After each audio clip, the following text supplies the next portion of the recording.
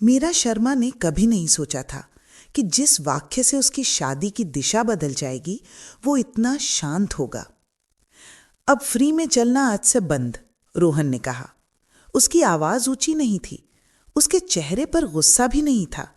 उसने वही लहजा अपनाया जैसा वो ऑफिस में नई पॉलिसी या टीम में बदलाव बताते वक्त अपनाता था। जैसे बात पूरी तरह जायज हो, तर्क संगत हो और पहले ही तय हो चुकी हो। आगे बढ़ने से पहले, मैं हूं लीना, आपकी कहानी की नैरेटर। मैं लाती हूं जिंदगी की ऐसी सीख देने वाली कहानियां जो हम में से ज्यादातर लोगों पर बीत चुकी है या फिर भविष्य में ऐसे ही घटनाओं का सामना करना पड़ सकता है। नीचे कमेंट करके बताइए कि आप हमें कहां से देख रहे हैं और हिंदी रिवेंज स्टोरीज को सब्सक्राइब करना न भूलें। हम ऐसे लोगों की कम्युनिटी बना रहे हैं जो जानते हैं कि जिंदगी के सबसे अच्छे चैप्टर किसी भी उम्र में शुरू हो सकते हैं। अब कहानी पर वापस आते हैं। वे दोनों अपने बैंगलोर के अपार्टमेंट की रसोई में खड़े थे, वही जगह जिसे मीरा ने 6 साल में घर बनाया था। रात के खाने की खुशबू अब भी हवा में तैर रही थी, धनिया और लहसुन की। मीरा प्लेट पोंछ रही थी, तभी रोहन बोला, मुझे प्रमोशन मिल गया है, उसने जोड़ा, जैसे यही सब कुछ समझाने के लिए काफी हो। मीरा ने धीरे से प्लेट स्टैंड पर रख दी। उसने तुरंत पीछे मुड़कर नहीं देखा। वो उस लहजे को पहचानती थी, उस आदमी का लहजा जिसने किसी बात को अपने दिमाग में बार बार दोहराया हो जब तक वो उसे निष्पक्ष न लगने लगे। तुमने सुना? रोहन आगे बोला, हमें अपने पैसे अलग अलग करने होंगे। मैं किसी ऐसे इंसान का बोझ नहीं उठाऊंगा जो बराबरी से योगदान नहीं दे रहा। मीरा उसकी तरफ मुड़ी। तुम्हारा मतलब क्या है? उसने शांत स्वर में पूछा। मतलब ये कि हमें आर्थिक स्वाधीनता चाहिए। मेरा पैसा मेरा होना चाहिए, तुम्हारा पैसा तुम्हारा। खर्चे आधे आधे, सब कुछ बराबरी से। बराबरी? मीरा ने एक बार सिर हिलाया। ठीक है, उसने कहा। रोहन पल भर को चौंका। वो लड़ाई के लिए तैयार था, आंसू, गुस्सा, इल्जाम, लेकिन सहमति के लिए नहीं। ठीक है, उसने दोहराया। हाँ, अलग अकाउंट, हर चीज 50-50, यही तो तुम चाहते हो ना? रोहन के चेहरे पर राहत फैल गई। बिल्कुल। मीरा फिर से सिंक की तरफ मुड़ गई। जो रोहन नहीं जानता था वो ये कि मीरा पहले ही गिनती शुरू कर चुकी थी। हर वो रुपया जो उसने दिया था, हर वो बिल जो उसने चुकाया था, हर वो अदृश्य जिम्मेदारी जो उसने उठाई थी जब रोहन आगे बढ़ रहा था। 3 हफ्तों में रोहन अपने आज कहे हर शब्द पर पछताने वाला था, लेकिन इस पल उसे लग रहा था कि वो जीत गया है और मीरा ने उसे यही मानने दिया। मीरा शर्मा वो औरत नहीं थी जैसा रोहन उसे समझता था। उसकी नज़र में मीरा बस एक स्कूल टीचर थी। साधारण नौकरी, तय सैलरी, उसकी कॉर्पोरेट दुनिया के सामने कुछ खास नहीं। यही कहानी उसने खुद से कही थी, यही कहानी उसकी माँ भी दोहराती रहती थी। जो रोहन ने कभी देखने की जहमत नहीं उठाई वो सब कुछ था जो इसके पीछे था। मीरा दिन में एक प्राइवेट स्कूल में पढ़ाती थी, लेकिन शाम को और वीकेंड पर उसका खुद का ट्यूशन बिजनेस था। अमीर परिवार अपने बच्चों को कॉलेज की तैयारी के लिए उसके पास भेजते थे। कारोबारी लोग अपने किशोर बच्चों को अच्छे बोर्डिंग स्कूलों के लिए तैयार करवाने को उसे बुलाते थे।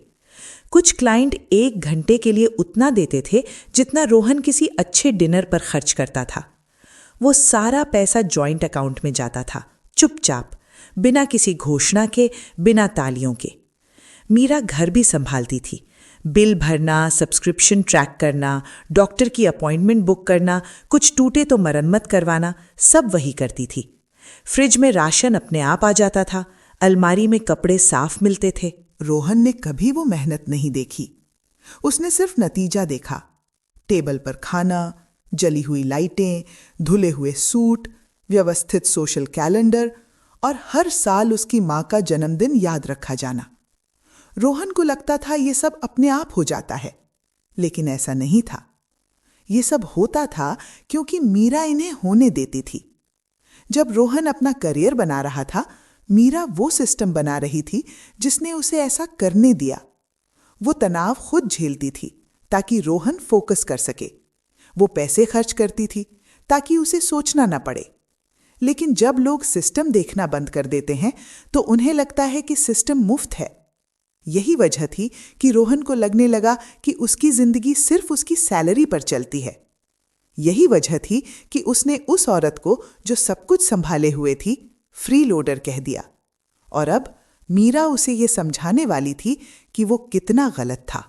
पैसे अलग करने का विचार रोहन के दिमाग में खुद नहीं आया था, ये बीज बोया गया था। उसकी मां कविता शर्मा पिछले कई महीनों से उसके कान में धीरे धीरे फुसफुसा रही थी, हमेशा नरमी से, हमेशा चिंता के नाम पर। तुम इतनी मेहनत करते हो, वो कहती, तुम्हें अपनी कमाई का मजा लेने का हक है। तुम्हें किसी और बड़े इंसान को पालने की जरूरत नहीं। उसने कभी आवाज ऊंची नहीं की, उसने कभी मीरा पर सीधे आरोप नहीं लगाया। वो बस वही बात दोहराती रही जब तक वो सच जैसी ना लगने लगे। कविता मानती थी कि पत्नी को बेटे के चारों ओर घूमना चाहिए, उसके बराबर खड़ा नहीं होना चाहिए। उसकी दुनिया में मर्द पैसा लाते थे और औरतों को आभारी होना चाहिए था। जब मीरा पैसे देती थी, कविता को असहज महसूस होता था। वो उस तस्वीर में फिट नहीं बैठती थी जो वो देखना चाहती थी। पारिवारिक लंच पर कविता रोहन की तारीफ करती, उसकी महत्वाकांक्षा, उसका भविष्य, उसकी सफलता। मीरा उसी मेज पर बैठी होती, लेकिन अदृश्य महसूस करती। जब रोहन को प्रमोशन मिला, कविता बहुत खुश हुई। उसके लिए यह सबूत था कि अब उसे किसी पर निर्भर रहने की जरूरत नहीं। ये तुम्हारा वक्त है, उसने कहा। अब तुम अपनी जिंदगी पर कंट्रोल ले सकते हो। कंट्रोल, यही शब्द रोहन के दिमाग में अटक गया। और जब वो उस दिन रसोई में गया और मीरा से बोला कि आज से फ्री लोगिंग खत्म, तो उसे लगा कि वो बहादुरी कर रहा है। उसे लगा कि वो खुद के लिए खड़ा हो रहा है। जो वो नहीं समझ पाया वो ये था कि वो उसी इंसान के ऊपर खड़ा था जो अब तक उसे थामे हुए था, और जैसे ही वो सहारा हटा, सब कुछ गिरने वाला था। 2 दिन बाद मीरा और रोहन शहर के बीचों बीच एक बैंक में साथ साथ बैठे थे।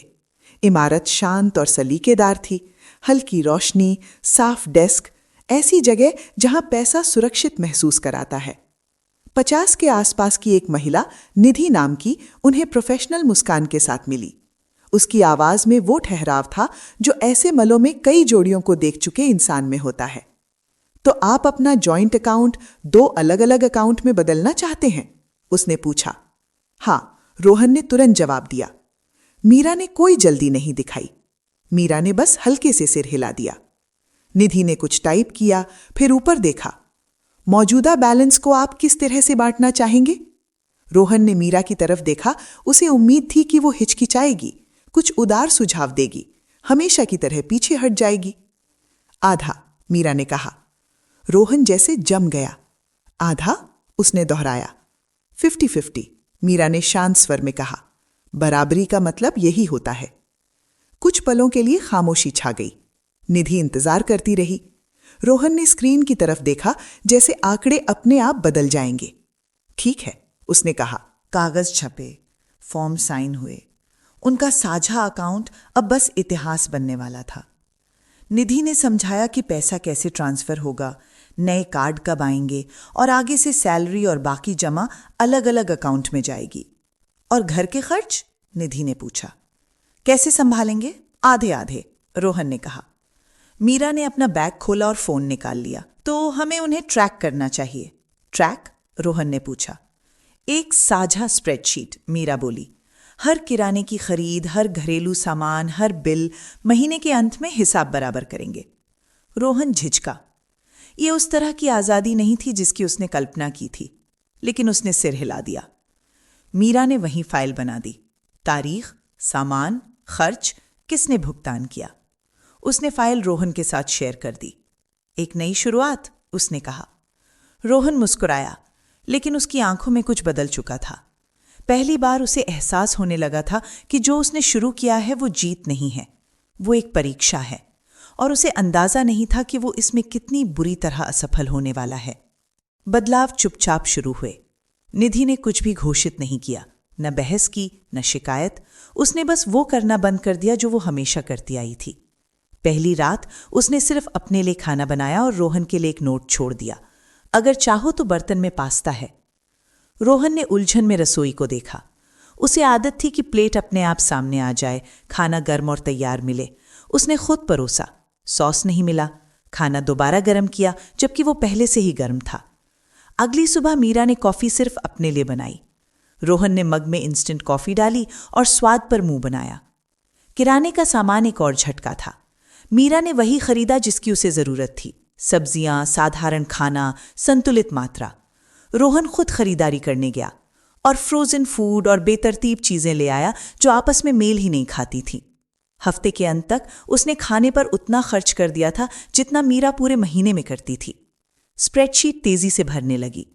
पेपर टॉवल, साबुन, साफ सफाई का सामान, नाश्ता, बोतल बंद ड्रिंक। रोहन ने कभी नहीं सोचा था कि घर चलाने में इतनी छोटी चीजें लगती हैं। अब वो हर एक का पैसा दे रहा था। उसे सफाई भी करनी पड़ी। जब उसने कपड़े धोने की कोशिश की तो सब कुछ एक साथ डाल दिया। सफेद शर्टें धूसर हो गईं। वो मशीन को ऐसे घूरने लगा जैसे उसने धोखा दे दिया हो। मुझे नहीं पता था कि कपड़े अलग करने पड़ते हैं, उसने कहा। मीरा मुस्कुराई नहीं। मैं ये 6 साल से कर रही हूं, उसने जवाब दिया। रोहन थकने लगा, चिड़चिड़ा, बेचैन।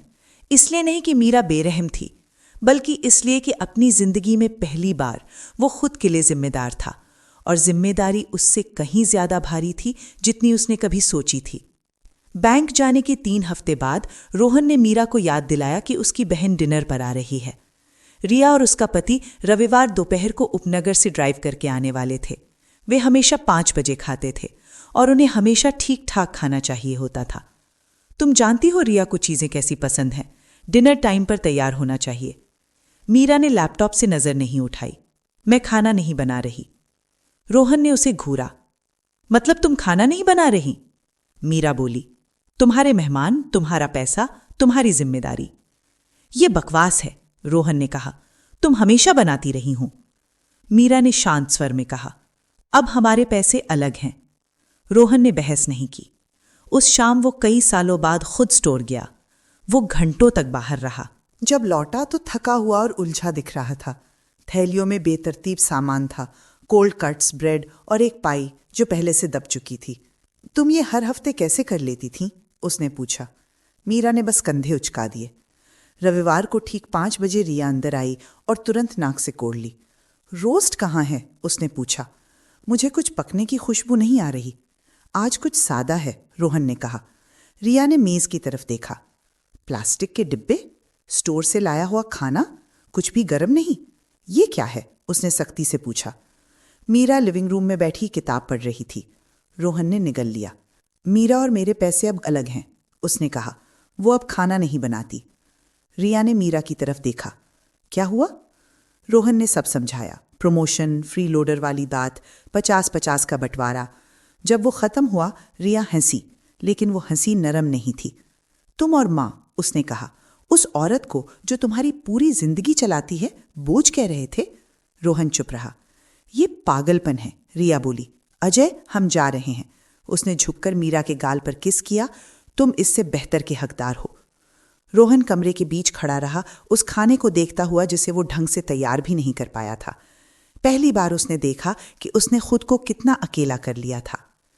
रिया के जाने के बाद मीरा अपनी डेस्क तक गई और एक फोल्डर लेकर लौटी। उसने उसे मेज पर दोनों के बीच रख दिया। सब कुछ इसमें है, उसने कहा। 6 साल का हिसाब। रोहन ने फोल्डर को देखा लेकिन खोला नहीं। मीरा ने खोल दिया। मेरी आमदनी पढ़ाने और ट्यूशन से करीब 3 करोड़ 20 लाख रुपए। रोहन की भौहें सिकड़ गईं। घर, मीरा आगे बोली, किराया, बिजली, पानी, इंटरनेट, जो हिस्सा मैंने आधे से ज्यादा दिया, करीब 40 लाख रुपए। उसका मुंह थोड़ा खुला रह गया। खाना, मीरा ने कहा, किराना, घर का सामान, तुम्हारे परिवार के तोहफे, त्यौहार, जन्मदिन, करीब 25 लाख रुपए। वो रुकी। तुम्हारी गोल्फ मेंबरशिप भी। रोहन कागजों को घूरता रहा। मुझे लगता था ये सब अपने आप हो जाता है, उसने फुसफुसाया। ये सब इसलिए हुआ क्योंकि मैंने इसके पैसे दिए, मीरा ने जवाब दिया। मीरा ने फोल्डर का आखिरी हिस्सा पलटा। हफ्ते में 15 घंटे खाना बनाना और सफाई करना, 10 घंटे शेड्यूल, पारिवारिक कार्यक्रम और जिम्मेदारियां संभालना। अगर मैं इन सब के लिए न्यूनतम दर भी चार्ज करती तो ये करीब 20 लाख रुपए और होते। कमरे में सन्नाटा छा गया। रोहन अब छोटा सा लग रहा था। मुझे पता नहीं था, उसने कहा। तुमने देखने की कोशिश ही नहीं की, मीरा ने जवाब दिया। रोहन ने हाथ से चेहरा रगड़ा। तुम मुझसे क्या चाहती हो? मीरा ने फोल्डर बंद कर दिया। मैं चाहती हूं कि मुझे देखा जाए। इस सब के शुरू होने के बाद पहली बार रोहन समझ पाया कि जिस औरत को उसने फ्री लोडर कहा था वही उसकी पूरी जिंदगी अपने कंधों पर उठाए हुए थी, और अब वही वजन उसे कुचल रहा था। उसी रात रोहन का फोन बजा। उसके पिता सुरेश शर्मा थे। रोहन ने फोन स्पीकर पर डाल दिया। मैंने सब सुना, सुरेश बोले। रिया ने बताया। रोहन चुप रहा। तुम्हें याद है ना, सुरेश ने आगे कहा, हर जन्मदिन, हर त्योहार, हर पारिवारिक मिलना सब कौन प्लान करता था? खामोशी। मीरा, उन्होंने कहा, उसी ने इस परिवार को चलाया। रोहन ने निगल लिया। तुम आराम से इसलिए जी पाए क्योंकि तुम्हारी पत्नी ने अपना समय और अपना पैसा लगाया, और तुमने उसे फ्री लोडिंग कहा। मेरा इरादा उसे चोट पहुंचाने का नहीं था, रोहन ने धीमे से कहा। इरादा नुकसान को मिटा नहीं देता, सुरेश ने जवाब दिया। तुमने लिया बिना देखे, ये और भी बुरा है। कुछ पल रुककर उन्होंने कहा, अगर तुम इस शादी को बचाना चाहते हो तो जो तुम्हारे पास है उसकी कदर करना सीखो, इससे पहले कि वो चला जाए। कॉल कट गई। रोहन सोफे पर बैठा काली स्क्रीन को घूरता रहा। पहली बार उसे गुस्सा नहीं आया, उसे शर्म आ रही थी। रोहन अचानक अच्छा इंसान नहीं बन गया, वो उलझा हुआ इंसान बन गया। अगले हफ्ते उसने वो सब करने की कोशिश की जो मीरा हमेशा करती आई थी। उसने कपड़े धोए और आधे खराब कर दिए, वैक्यूम किया और मशीन तोड़ दी, अंडे बनाए और उन्हें कढ़ाई में जला दिया। मुझे समझ नहीं आता तुम ये सब कैसे कर लेती थी, उसने एक रात कहा। मीरा ने बिना भाव के जवाब दिया, मेरे पास कोई और विकल्प नहीं था। रोहन को अपनी जिंदगी का वजन महसूस होने लगा। किराने की लिस्ट, सफाई का शेड्यूल, बिल, काम, अब कुछ भी आसान नहीं लगता था। वो घर ऐसे थक कर लौटता जैसा पहले कभी नहीं हुआ था। मीटिंग से नहीं, जीने से थक कर। एक शाम वो मेज पर बैठा और स्प्रेडशीट को घूरने लगा। यही सब कुछ है, उसने पूछा। हाँ, मीरा ने कहा। उसने लैपटॉप धीरे से बंद किया। मुझे लगता था मैं सब संभाल रहा था, उसने कहा, लेकिन मैं कुछ भी नहीं संभाल रहा था। मीरा ने कोई जवाब नहीं दिया। रोहन ने एक लिस्ट लिखनी शुरू की, 3 पन्नों की।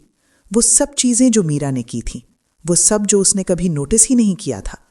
अगली सुबह उसने वो लिस्ट उसे थमा दी। मैं गलत था, उसने कहा, मैं अंधा था। मीरा ने पन्नों को देखा। उसने उसे माफ नहीं किया, अभी नहीं, लेकिन पहली बार रोहन सच में सीख रहा था कि साझेदारी का मतलब क्या होता है। 6 महीने गुजर गए। घर अचानक परफेक्ट नहीं हुआ, लेकिन रोहन बदल गया था। अब वो खुद किराने की लिस्ट बनाता था। उसे पता चल गया था कि कौन सी सब्जी ज्यादा दिन चलती है और कौन सी जल्दी खराब होती है। वो सादा खाना बनाता जो धीरे धीरे बेहतर होने लगा। कपड़े अलग अलग लोड में धोता, बिना कहे सफाई करता। मीरा अब उसे याद नहीं दिलाती थी और वो अब उसे ढोती भी नहीं थी। रोहन हर दिन फर्क महसूस करता था। जिंदगी को चलाने की मेहनत, वो खामोश काम जो कभी उसे दिखाई ही नहीं दिया था। एक शाम वो बैठा और गहरी सांस ली। मुझे समझ नहीं आता, उसने कहा, तुम ये सब फुल टाइम काम के साथ कैसे करती थी? क्योंकि किसी को तो करना था, मीरा ने जवाब दिया। रोहन ने सिर हिलाया। जिंदगी में पहली बार उसने उस वजन की इज्जत की जो मीरा ने उठाया था, एक विचार के तौर पर नहीं बल्कि एक एहसास के तौर पर। एक रविवार दोपहर कविता शर्मा आई। इस बार वो अपनी पुरानी आत्मविश्वास के साथ नहीं आई। वो मीरा के सामने बैठी और हाथ मोड़ लिए। मैं गलत थी, उन्होंने कहा। मैंने तुम्हें बिना जाने जज किया। मीरा इंतजार करती रही। मैंने रोहन से ऐसी बातें कहीं जो मुझे नहीं कहनी चाहिए थी। मैंने तुम्हें छोटा दिखाया। दिखाया? कविता ने निगल लिया। मुझे माफ कर दो। ये ऊंची आवाज में नहीं था, न ही नाटकीय, लेकिन ये सच था। मीरा ने एक बार सिर हिलाया। ये कहने के लिए शुक्रिया, उसने कहा। रोहन चुपचाप देखता रहा। पहली बार कहानी पर उसकी मां का कंट्रोल नहीं था, मीरा का था। एक सुबह रोहन रसोई में सही तरीके से कॉफी बना रहा था। मीरा ने उसे पल भर देखा, फिर बोली, वे अब तक जॉइंट अकाउंट पर वापस नहीं गए थे। जो हुआ था उसे मिटाया नहीं गया था, लेकिन उन्होंने कुछ बेहतर दोबारा बनाया था। मुझे एक और प्रमोशन ऑफर हुआ है, रोहन ने कहा। मीरा ने ऊपर देखा। मैंने अभी हाँ नहीं कहा, उसने जोड़ा। पहले तुमसे बात करना चाहता था। ये नया था। मुझे ऐसी कामयाबी नहीं चाहिए जिसकी कीमत हमें फिर चुकानी पड़े, रोहन ने कहा। मीरा उसके करीब आई। मैं तुम्हारी महत्वाकांक्षा के खिलाफ कभी नहीं थी, उसने कहा। मैं अदृश्य होने के खिलाफ थी। रोहन ने सिर हिलाया। हम मदद रख सकते हैं, स्केड्यूल बदल सकते हैं, जिम्मेदारी बांट सकते हैं। यही साझेदारी होती है, मीरा ने कहा। उसी दिन बाद में रोहन ने जॉइंट अकाउंट की बात की। सिर्फ तब जब इज्जत बनी रहे, मीरा ने कहा। रहेगी, उसने जवाब दिया। कुछ कहानियां किसी के चले जाने पर खत्म होती हैं। ये कहानी दो लोगों के एक दूसरे को सच में देखने से खत्म हुई। अगर इस कहानी ने आपको छुआ हो तो लाइक, शेयर और कमेंट करें। कभी कभी सबसे मजबूत बदला छोड़कर जाना नहीं होता, वो होता है दोबारा कभी अदृश्य न होना।